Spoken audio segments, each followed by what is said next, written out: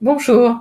Alors aujourd'hui, le sujet qui est en lien avec le coaching professionnel, c'est qu'est-ce qu'un coach de vie? Est-ce que c'est utile et comment je peux avoir accès à un coach de vie? Alors être accompagné par un coach de vie, un ou une coach de vie, c'est vraiment un moment important quand on a l'impression d'avoir un peu perdu, ou on est éloigné de son potentiel, on ne sait pas trop qui on est, ce qu'on traverse comme période dans sa vie. Et le fait d'être accompagné, ça permet de prendre conscience de certains éléments qu'on ne voit pas forcément, que les autres peuvent voir, mais nous, pas forcément. Et ça peut nous aider aussi à avancer dans une vie qui est beaucoup plus positive, que ce soit la vie ou soi-même, s'améliorer soi-même, ou prendre conscience tout simplement de ses qualités. Cet accompagnement peut nous aider aussi à mieux gérer nos émotions. Savoir, en ce moment, j'ai beaucoup de colère et je comprends pas, j'en ai marre. Voilà, les exprimer, c'est aussi être conscient, être face à ses émotions et savoir comment les gérer ou pas. Cela peut aider aussi à reprendre une certaine motivation, une certaine envie d'avancer, de changer peut-être de vie, de progresser, de créer et renouer des liens ou alors de créer des nouveaux. Donc améliorer sa relation. Et en fait, une fois qu'on est face à tout ça, ça nous permet d'accepter les choses. On est plus dans la résilience et se dire bon bah voilà, je suis comme ça, il faut que je l'accepte. Et c'est pas plus mal. Je suis moi-même.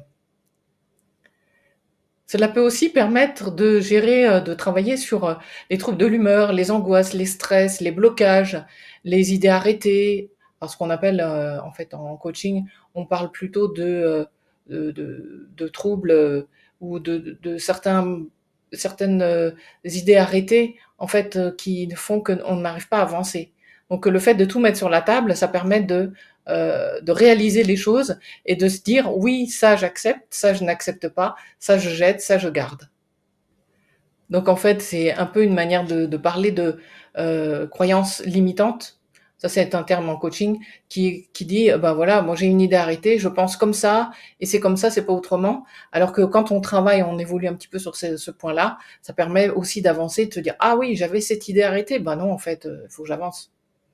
Il y a aussi des clients et des clientes que j'ai accompagnés qui traversaient une crise identitaire.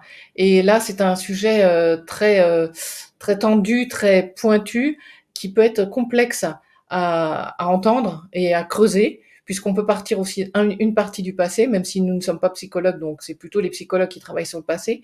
Mais nous, on peut quand même partir sur une base qui peut être le passé ou qui peut être un trouble, un traumatisme, et essayer de voir un petit peu pourquoi est-ce qu'aujourd'hui on traverse cette crise identitaire, qu'on se remet en cause, qu'on se pose la question sur qui on était et qu'est-ce qu'on est devenu. Ça peut être voilà un sujet qui peut être vraiment très très passionnant et qui peut aider à faire avancer sur son chemin et puis peut-être à tourner voilà dans une autre route, sur une autre route.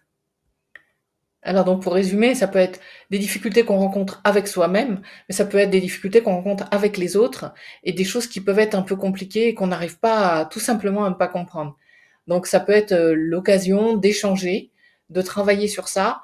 Et en fait, grâce à la formation, le Master 2 que j'ai fait en coaching professionnel, on a aussi travaillé sur le coaching de vie puisqu'on a eu beaucoup de cours de psycho et de philosophie. Donc ça nous aide aussi, ça nous a aidé à nous former, à améliorer cette formation, à la transformer, à avoir ces deux compétences.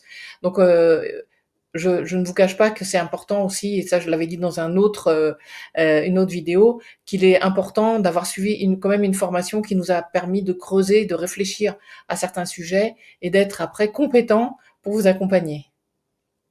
Et aussi, je vous cache pas qu'à partir du moment où j'ai fait les accompagnements des clients et des clientes en coaching professionnel, on a souvent touché le coaching de vie en fait.